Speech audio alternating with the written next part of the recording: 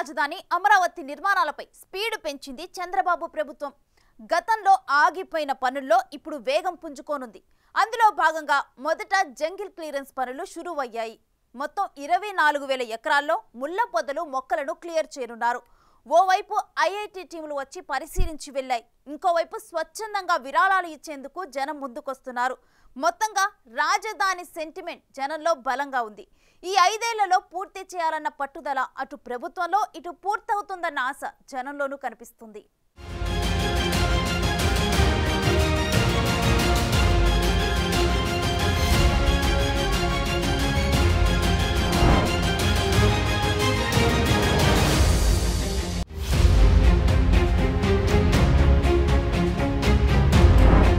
కలల రాజధానికి ఇంకెంత దూరం?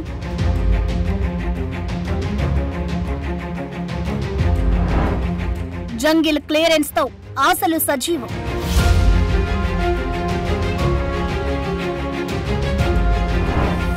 ఐఐటి సర్వేలు, స్వచ్ఛంద విరాళాలు.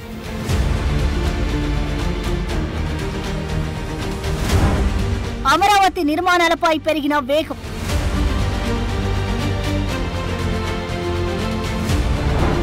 కేంద్ర మండతో రాజధానికి రాజసం. ఎస్, ఆంధ్రుల కలల రాజధాని అమరావతి నిర్మాణాలు మళ్లీ ఒక్కొక్కటిగా పట్టాలెక్కుతున్నాయి. గత ప్రభుత్వం గత 5 ఏళ్లు క్యాపిటల్ సిటీని పూర్తిగా పక్కన పెట్టడంతో ఒక అడవి మాదిరిగా మారిపోయింది. నిర్మాణాలు ఎక్కడికక్కడ ఆగిపోయాయి. మొత్తంగా ఏపీకి రాజధాని అనేదే లేకుండా పోయింది. అయితే తాజాగా చంద్రబాబు నేతృత్వంలో కూటమి ప్రభుత్వం అధికారంలోకి రావడం, కేంద్ర ప్రభుత్వం పూర్తిగా సహాయ సహకారాలు అందించేందుకు సిద్ధమవడంతో రాజధాని నిర్మాణంలో వేగం పెరుగుతోంది. విషయమేమిటంటే తాజాగా 24,000 ఎకరాల్లో జంగిల్ క్లియరెన్స్ పనులను ప్రభుత్వం చేపట్టింది. 36 కోట్ల రూపాయలతో నెల రోజుల్లో యుద్ధ ప్రాతిపాదికన ముళ్ల కంపలు, పొదలను తొలగించబోతున్నారు. ఈ పనులను తాజాగా మున్సిపల్ శాఖ మంత్రి నారాయణ స్వయంగా ప్రారంభించారు. రాజధానిలో ప్రభుత్వ కాంప్లెక్స్ నిర్మాణాలు జరిపే చోట ఎల్పీఎస్ ఇన్ఫ్రా జోన్లు, ట్రక్ ఇన్ఫ్రా ప్రాంతాల్లో దట్టంగా అడవిలా పేరుకుపోయిన చెట్లను తొలగించనున్నారు. దీని ద్వారా భూములు కేటాయించిన వారికి తమ స్థలంపై అవగాహన రానుంది. జంగిల్ క్లియరెన్స్ పనులకు ఇటీవలే టెండర్లు ఖరారు చేయగా ఎన్సీసీఎల్ సంస్థ ఈ పనులను దక్కించుకుంది. పని మొదలుపెట్టింది కూడా.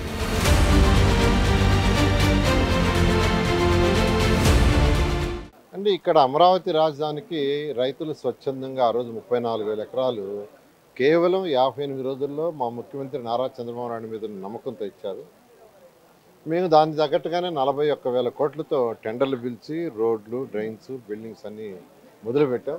అయితే ఇంతలేక ప్రభుత్వం పోవటం, వైఎస్ఆర్సీపీ రావటం, వాళ్ళు 3 ముక్కలు ఆట ఆడుతూ విశాఖపట్నం అని, అమరావతి అని, కర్నూలు అని ఏమీ చేయకుండా వదిలేశారు. ఈ మధ్య ముఖ్యమంత్రి గారు ఇదంతా స్టడీ చేస్తే మొత్తం కంప్లీట్గా ముళ్ళ కంపులతో పొదలు తయారైపోయినాయి. వెంటనే క్లియర్ చేయమని ఆదేశించారు. దాని మీద టెండర్లు పిలిచాము. 1 మంత్లో క్లియర్ చేసేటట్టుగా టెండర్లు ఇచ్చాము. దాన్ని ఇవాళ వర్క్ స్టార్ట్ చేసాం. 1 మంత్లో ఫస్ట్ ఈ ఏరియా క్లియర్ చేస్తే ఎవరి ప్లాట్ ఎక్కడుందో ఫస్ట్ తెలుస్తుంది. ఈ లోపల యాక్చువల్గా డిఫరెంట్ కమిటీలు వేసాం.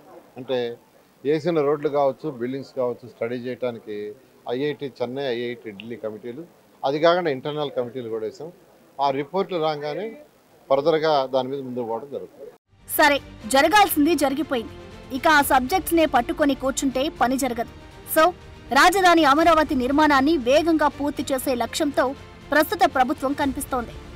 5 ఏళ్లలో కలల రాజధానికి ఓ రూపం తీసుకురావాలని డిసైడ్ అయింది. మరి రాజధాని నిర్మాణానికి ఎన్ని నిధులు అవసరం? కేంద్రం ఎంతిస్తుంది? ఏ పనులు పూర్తవుతాయి? 5 ఏళ్లలో కథ మారిపోతుందా? అడ్డంకులు తొలగిపోతాయా? దేశంలో ఆధునిక నగరంగా రూపుదిద్దుకుంటుందా? ఇలాంటి ప్రశ్నలన్నీ ఉన్నాయి. సో ఆంధ్రుల ఆశలను సజీవంగా ఉంచుతూ మొదట జంగిల్ క్లియరెన్స్ పనులైతే మొదలయ్యాయి. రావణాసురుడి పాలన పోయి రాముడి పాలన వచ్చింది. మేము 1631 రోజులు చేస్తుంటే ఈ రాక్షసుడు కనీసం మా కళ్ళె కూడా తిరిగి చూడకుండా మా మీద కేసులు, ఎన్నో కేసులు పెట్టి మా రైతుల మీద బజారు పాలు చేసి, మమ్మల్ని చేతులు ఎరగొట్టి, కాళ్ళు ఎరగొట్టి, జైలు పాలు చేసి, జైలన్న తినిపించి, ఎన్నో పెట్టరాని ఇబ్బందులు పెట్టి, మా మహిళలు అయితే డొక్కల్లో దన్నిచ్చి, వాళ్ళని చీరలు లాగిచ్చి, జాకెట్లు లాగిచ్చి, నానా హింసలు పెట్టి మమ్మల్ని 1632 రోజులు నానా ఇబ్బందులు పెట్టాడు. మరి జంగిల్ అంతా క్లియర్ అయిపోద్ది, ఒక నెలలో అయిపోద్ది. మేము ఏదైతే అనుకున్నామో అదే ఆంధ్ర రాష్ట్రంలో జరుగుతుంది. ఈరోజు జరగకుండా ఎప్పుడు బాదు. రైతు కష్టాన్ని ఎవడైనా సరే గుర్తుపెట్టుకొని బతకాలి. ఇది ప్రజాప్రభుత్వం, దానికి తార్కాణమే మామూలుగా 50 రోజులే ఇప్పుడు ప్రభుత్వం ఏర్పడి విధ్వంసానికి బ్రాండ్ జగన్మోహన్ రెడ్డి గారు అయితే అభివృద్ధికి బ్రాండ్ నారా చంద్రబాబు నాయుడు గారు. కాబట్టి 2019 నుంచి 24 వరకు జరిగిన విధ్వంసాన్ని అంతే రూపుమారపటానికి అతి త్వరగా ఎమ్మటనే ఈరోజు జంగిల్ క్లియరెన్స్ ప్రారంభించడం జరిగింది. మేము 10 సంవత్సరాలకి అభివృద్ధి ఫలాలు అందుతాయని ఆశించారు, కానీ గత 5 సంవత్సరాలు అందలేదు. కాబట్టి మా రైతులకు అందరికీ ఇంకో 5 సంవత్సరాలు వార్షిక కౌలు పెంచడం జరిగింది. అట్లాగే రైతు కూలీలకి పింఛన్ కూడా పెంచడం జరిగింది. దీనికి మేము సదా నారా చంద్రబాబు నాయుడు గారు కృతజ్ఞతలు తెలియజేస్తూ ఉంటాము. కేంద్ర ప్రభుత్వం కూడా తాజా బడ్జెట్లో అమరావతి నిర్మాణానికి 15,000 కోట్ల రూపాయలు ఆర్థిక సహాయం అందించడానికి ముందుకొచ్చింది. అది కూడా ఈ ఆర్థిక సంవత్సరంలోనే ఇచ్చేందుకు సిద్ధమైంది. సో మొదట కావాల్సింది నిధులే. అందుకే ఫండ్స్ కు ఇబ్బంది లేకపోవడంతో రాజధాని నిర్మాణంపై సీఎం చంద్రబాబు స్పీడ్ పెంచుతున్నారు. తాజాగా మంత్రివర్గ సమావేశంలోనూ ఇదే అంశంపై ప్రధానంగా చర్చించారు.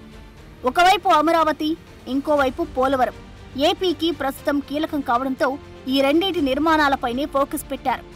ఇక వెనుతిరిగి చూసుకోవద్దనేలా యాక్షన్ ప్లాన్ రెడీ అయ్యింది.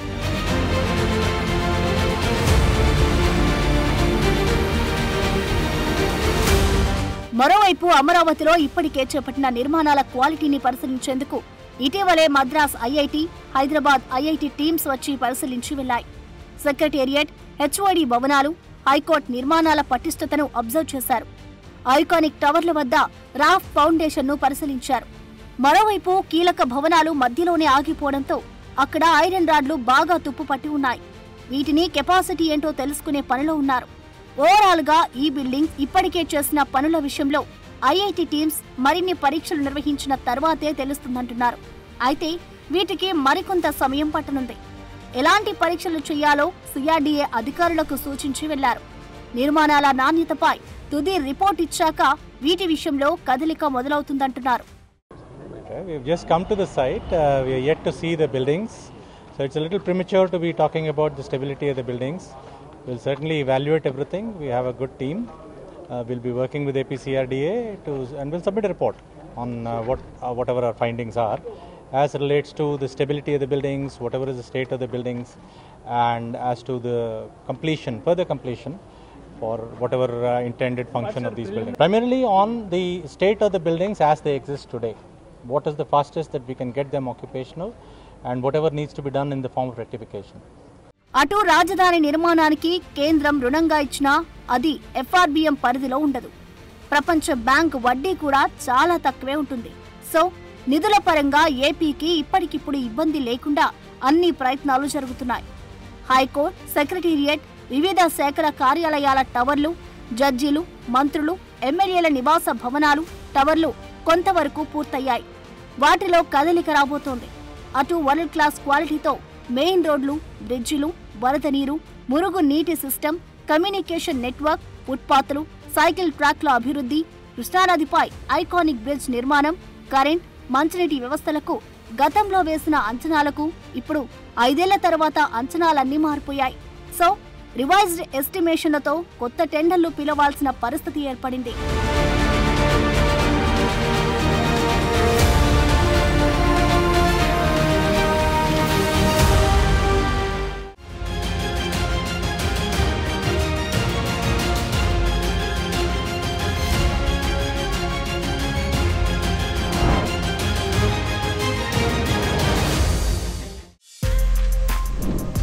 For more videos like this, subscribe Big TV channel.